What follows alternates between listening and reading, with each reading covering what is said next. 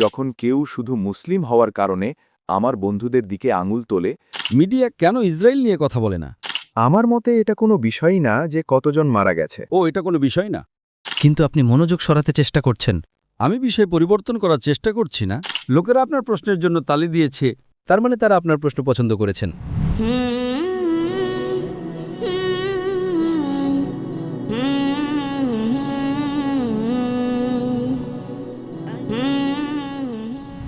আমার নাম বিয়ুং June moon. আমি একজন কোরিয়ান, এখানে একটি ট্র্যাভেল এজেন্সি চালাই।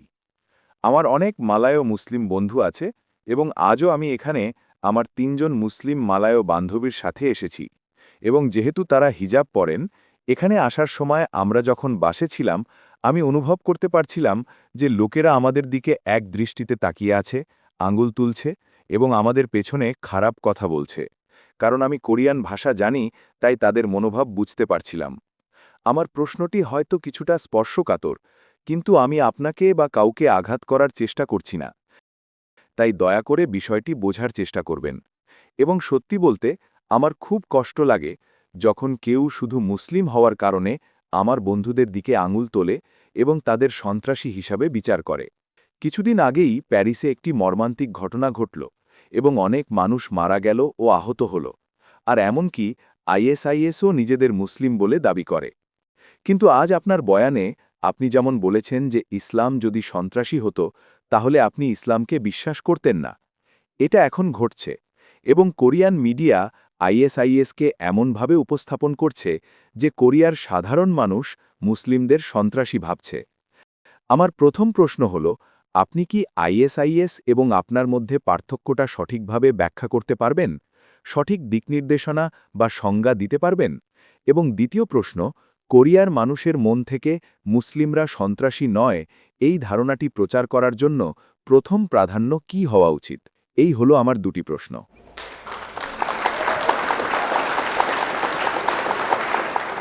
ভাই দুটি প্রশ্ন করেছেন এবং প্রশ্ন করতে দ্বিধাবোধ করছিলেন। লোকেরা আপনার প্রশ্নের জন্য তালি দিয়েছে, তার মানে তারা আপনার প্রশ্ন পছন্দ করেছেন। ধন্যবাদ। মাশাআল্লাহ। আপনার দ্বিধাবোধ করার কোনো প্রয়োজন নেই। আমি আগেই বলেছি যে আপনি যে কোনো প্রশ্ন করতে পারেন, এমনকি উগ্র হলেও কোনো সমস্যা নেই, যতক্ষণ আপনি নিয়ম কানুন মেনে চলেন। ভাই যে দুটি প্রশ্ন করেছেন, প্রথমটি হলো, আমি কি আমার এবং আইএসআইএস এর মধ্যে পার্থক্য বলতে পারি বা আইএসআইএস? এবং আপনার দ্বিতীয় অংশটি ছিল, দ্বিতীয়টি ছিল কোরিয়ার মানুষের মন পরিবর্তন করার জন্য, মানে মুসলিমরা সন্ত্রাসী নয় এই ধারণা প্রতিষ্ঠা করতে এখানে প্রথম প্রাধান্য হওয়া উচিত। কোরিয়ার মানুষের এই মানসিকতা পরিবর্তনের জন্য প্রথম অগ্রাধিকার কি যে ইসলাম এবং মুসলিমরা সন্ত্রাসী নয়? প্রথম বিষয়, যদি আপনি আমাকে জিজ্ঞাসা করেন যে আমার এবং আইএসআইএস এর মধ্যে পার্থক্য কি, আমি বলবো আমি জানি না আইএসআইএস কারা। আমি আপনাকে আগেই বলেছি যে কোনো ঈশ্বর নেই। এটা বলার জন্য আপনাকে ঈশ্বরের সংজ্ঞা জানতে হবে। আমি ব্যক্তিগতভাবে জানি না আইএসআইএস কারা। আমি এর পূর্ণরূপটি জানি, ইসলামিক স্টেট বা Islamic state of Iraq and Syria, যা আমি মিডিয়া থেকে জেনেছি। কোরআন সূরা হুজরাতের ৪৯ নম্বর অধ্যায়ের ৬ নম্বর আয়াতে বলেছে, যখনই তুমি কোনো তথ্য পাও তা দ্বিতীয় ব্যক্তির কাছে পৌঁছে দেওয়ার আগে যাচাই করে নাও। আমি আপনাকে বলতে পারি মিডিয়া আইএসআইএস সম্পর্কে কি বলে। মিডিয়া আইএসআইএস সম্পর্কে যা বলে তা ইসলাম নয়। আমি জানি না আইএসআইএস কারা। আমি এ নিয়ে কোনো গবেষণা করিনি, ঠিক? কিন্তু আমি জানি মিডিয়া কি বলে। গতকালকের মিডিয়া বলেছে যে আইএসআইএস ১৩৯ জন মানুষকে হত্যা করেছে প্যারিস হামলায়। হতেও পারে, আবার নাও হতে পারে।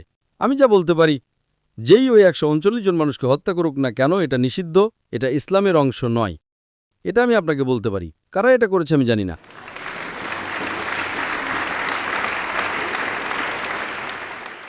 প্রথম বিষয়, যেমন আমি আমার বয়ানে বলেছি, কোরআন সূরা মায়েদার ৫ নম্বর অধ্যায়ের ৩২ নম্বর আয়াতে স্পষ্টভাবে উল্লেখ করেছে, যদি কোনো নিরপরাধ মানুষকে হত্যা করে, যদি না সেটা মানবতা বা পৃথিবীতে সন্ত্রাস ছড়ানোর অপরাধে হয়, তাহলে সে যেন সমগ্র মানবজাতিকে হত্যা করল। আপনি একজন নিরপরাধ ব্যক্তিকে হত্যা করলেন, আপনি যেন পুরো মানবজাতিকে হত্যা করলেন। সর্বশেষ রিপোর্ট অনুযায়ী ১৩৯ জন মানুষ নিহত হয়েছেন। এই সংখ্যা হয়তো পরেও বাড়তে পারে। সুতরাং নিরপরাধ মানুষ হত্যা করা ইসলামের অংশ নয়। তারা নিজেদের আইএসআইএস বলুক আর যাই বলুক না কেন, তাহলে যেই এই কাজটা করে থাকুক না কেন, এটা সম্পূর্ণ ভুল। এখন লক্ষণীয় বিষয় হলো, যারা এটা করেছে তারা অনুসারী মুসলিম হতে পারে না। তারা হয়তো ছদ্মবেশী মুসলিম হতে পারে। ছদ্মবেশী মুসলিম মানে হলো তারা হয়তো নিজেদের মুসলিম বলে দাবি করছে। যেমন হিটলার ৬০ লক্ষ ইহুদিকে পুড়িয়ে মেরেছিল।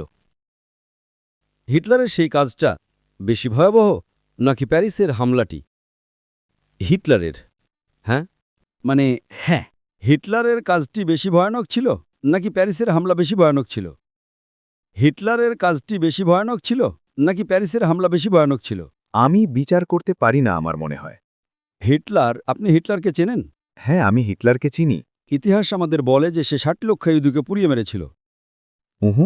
হিটলার 60 লক্ষ ইহুদিকে পোড়ানো বেশি খারাপ নাকি 139 জন ফরাসি মানুষকে হত্যা করা বেশি খারাপ?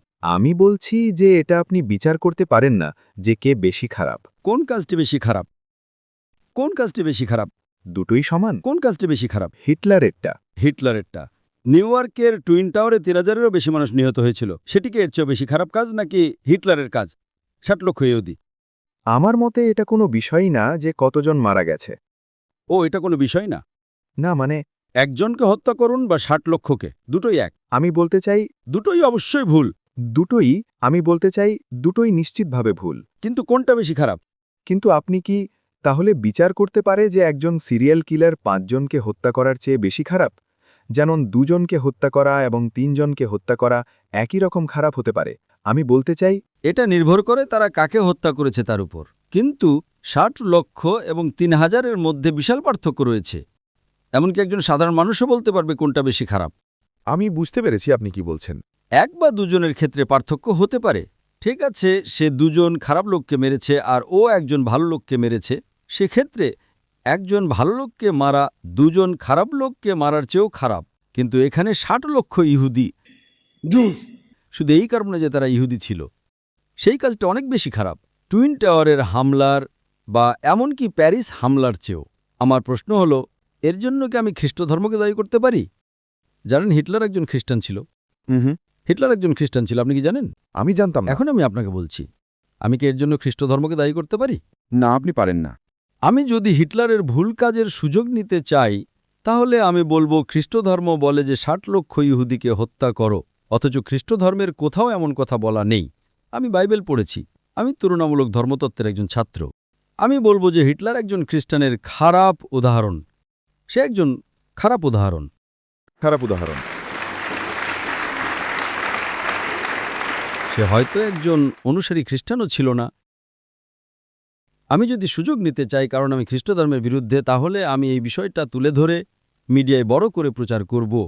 হিটলার এটা করেছে, এটা খ্রিস্ট ধর্ম। আপনি কি IRA-কে চেনেন? Irish Republican army. আপনি কি এর কথা শুনেছেন যুক্তরাজ্যে? হ্যাঁ। IRA, হ্যাঁ। তারা শত শত মানুষ হত্যা করেছে, হ্যাঁ কি না? হ্যাঁ। আপনি কি কোরিয়ান সংবাদপত্রে কখনো পড়েছেন যে তারা সন্ত্রাসী? না। কেন?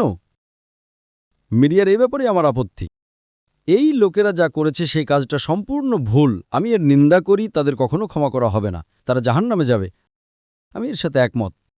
এই লোকেরা যারা এই কাজটা করেছে, যেখানে প্যারিস হামলায় 139 জনেরও বেশি মানুষ নিহত হয়েছিল, আমি এর নিন্দা করি, এটা ভুল, তারা জাহান্নামে যাবে।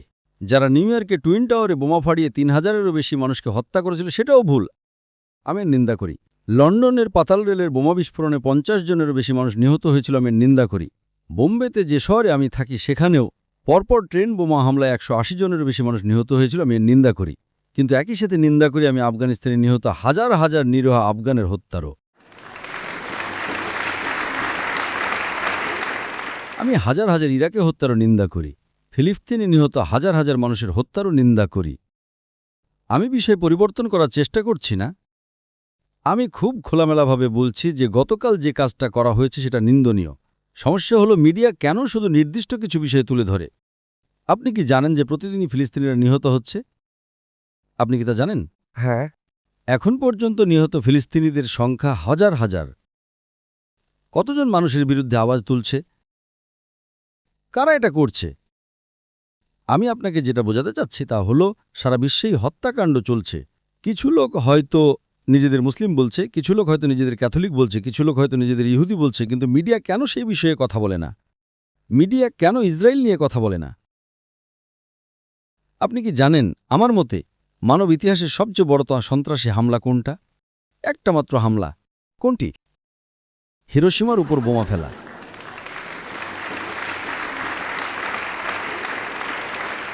3,50,000 মানুষ ক্ষতিগ্রস্ত হয়েছিল, কয়েক লক্ষ মানুষ মারা গিয়েছিল। কার দ্বারা? আমেরিকার দ্বারা। এটা কি ঠিক? এটা সত্যি। এটা কি ঠিক? হ্যাঁ। কোনটি বেশি খারাপ? হিরোশিমায় ফেলা বোমাটা বেশি খারাপ নাকি গতকালের হত্যাকাণ্ড? হিরোশিমার ওই লোকেরা কি করেছিল? কোনটি বেশি খারাপ? আমেরিকানরা কারা? এখানে কিছুটা পার্থক্য আছে, কারণ সেটা ছিল, আমি শুধু বলছি না যে দুটোই খারাপ, কিন্তু তারা ছিল। দুটোই ভুল। পার্থক্য যাই হোক না কেন, যখন যুদ্ধ হয় তা কি আপনাকে যুদ্ধে নিরীহ মানুষকে হত্যা করতে অনুমতি দেয়? ইসলামে যুদ্ধের সময় আপনি নারীদের আঘাত করতে পারবেন না, আপনি বৃদ্ধদের আঘাত করতে পারবেন না, আপনি গাছও কাটতে পারবেন না। এগুলো ইসলামে নির্ধারিত নিয়ম কানুন। এমনকি যুদ্ধের সময়ও আপনি নারীদের আঘাত করতে পারবেন না, আপনি শিশুদের আঘাত করতে পারবেন না, আপনি সেই সব মানুষদেরও আঘাত করতে পারবেন না যারা যুদ্ধক্ষেত্রে আপনার বিরুদ্ধে যুদ্ধ করতে আসে না। এটাই কোরআন। আপনি এটা বলতে পারেন না যে ঠিক আছে, এটা ছিল শুধুই পার্শ্বিক ক্ষতি। কিসের পার্শ্বিক ক্ষতি? আপনারা আফগানিস্তানে গুচ্ছ বোমা পাঠাচ্ছেন, গুচ্ছ বোমা, আর সেই বোমা ছড়িয়ে গিয়ে একাধিক বোমায় পরিণত হয় এবং হাজার হাজার নিরীহ আফগান নিহত হয়েছে। কিসের জন্য? শুধুমাত্র একজন লোককে ধরার জন্য। এটা কি ন্যায় বিচার? এখন এই লোকেরা তারা বলছে আমরা প্রতিশোধ নিচ্ছি, যা ভুল। এই লোকেরা আইএসআইএস, আমি জানি না, মিডিয়া বলছে আমরা প্রতিশোধ নিচ্ছি। এটা ইসলামে অনুমোদিত নয়। যদি তারা হিরোশিমায় বোমা ফেলে থাকে, যদি তারা আফগানদের হত্যা করে থাকে, তাহলে প্যারিসের রাস্তায় নিরীহ মানুষ হত্যা করতে পারেন না। সেটা ইসলাম নয়। দুটোই ভুল। এমনকি আমেরিকাও ভুল। হিরোশিমায় বোমা ফেলা, আফগানিস্তানে বোমা ফেলা, ইরাকে মানুষকে হত্যা করা, ফিলিস্তিনা মানুষকে হত্যা করা।